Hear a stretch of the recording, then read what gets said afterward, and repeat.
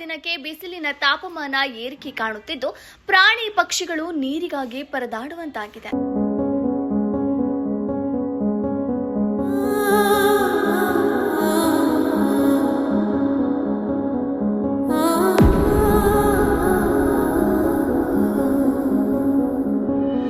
ಚಳ್ಳಕೆರೆ ನಗರದಲ್ಲಿ ನೀರಿಗಾಗಿ ಬೀದಿ ನಾಯಿ, ಕೋತಿಗಳು ಮನೆಗೆ, ಕಚೇರಿಗೆ ನುಗ್ಗುತ್ತಿವೆ.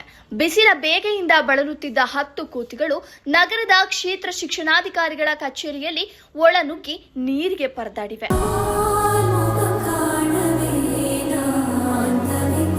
ಈ ದೃಶ್ಯಗಳನ್ನ ಕಂಡಂತಹ ಕ್ಷೇತ್ರ ಶಿಕ್ಷಣಾಧಿಕಾರಿ ಕೆಎಸ್ ಸುರೇಶ್ ಸಿಬ್ಬಂದಿಗಳನ್ನ ಕರೆಯದೆ ತಾವೇ ಬಕೆಟ್ನಲ್ಲಿ ನೀರು ತಂದು ಕೋತಿಗಳಿಗೆ ನೀರು ಇಡುವ ಮೂಲಕ ಮಾನವೀಯತೆಯನ್ನ ಮೆರೆದಿದ್ದಾರೆ.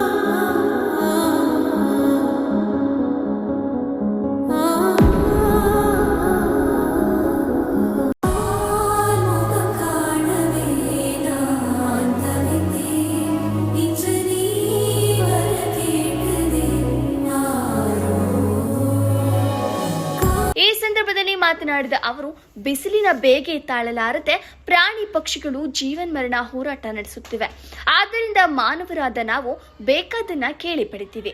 ಆದ್ರೆ ಮೂಕ ಪ್ರಾಣಿಗಳು ಪಕ್ಷಿಗಳ ವೇದನೆ ಅರ್ಥ ಮಾಡಿಕೊಂಡು ಮನೆಯ ಅಕ್ಕಪಕ್ಕ, ಮನೆಯ ಮೇಲ್ಚಾವಣಿ ಮೇಲೆ, ಮರ ಗಿಡಗಳ ಕೆಳಗೆ ನೀರು, ಸ್ವಲ್ಪ ಆಹಾರಗಳನ್ನ ಇಡುವ ಮೂಲಕ ಮೂಕ ಪ್ರಾಣಿ ಪಕ್ಷಿಗಳನ್ನ ಉಳಿಸಬೇಕಿದೆ ಎಂದು ಮನವಿ ಮಾಡಿದ್ರು. ವರದಿ ಸುರೇಶ್ ಬೆಳಗೆರೆ.